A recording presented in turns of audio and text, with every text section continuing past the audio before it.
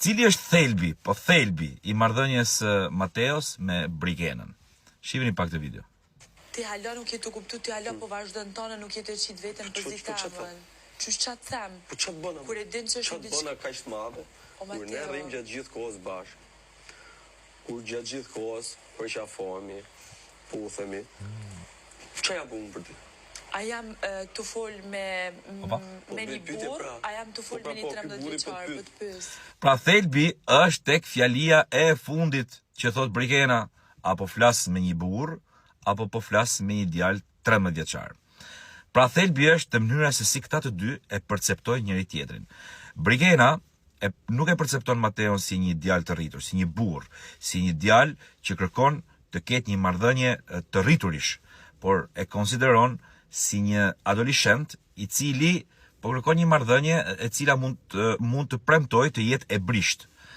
Paktën këtë mendim të krijon Brikena kur thot këtë fjali, sepse ç'a ndodh? Kjo është një fjali që i del instinktivisht, nuk e ka të menduar Brikena. Dhe nganjëherë instinkti nuk të gënjen, pra veprimet instinktive nuk të gënjejnë. Nga ana tjetër Mateo e shikon krejt ndryshe marrëdhënien, e kërkon me ngulm.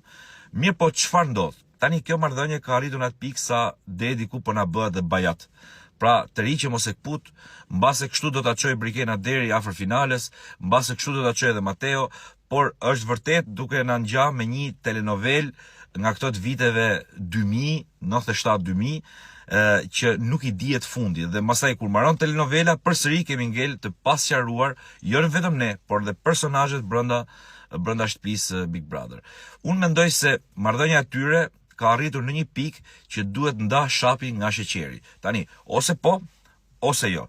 Ose po të bashkohen, ose jo të vazhdojnë secili të luajnë Big Brotherin e vet dhe mos ta tërheqin dhe mos e kputin në pafundësi këtë marrëdhënie. Kjo do ishte, pra nëse ata vendosin ose po ose, kjo do ishte një vendimarrje prej burrash, po themi, prej njerëzish të rritur, nga të dy palët, dhe jo pastaj një vendim adoleshentesh dhe një telenovel që nuk ka as fillim, as zhvillim, as fund, as krye.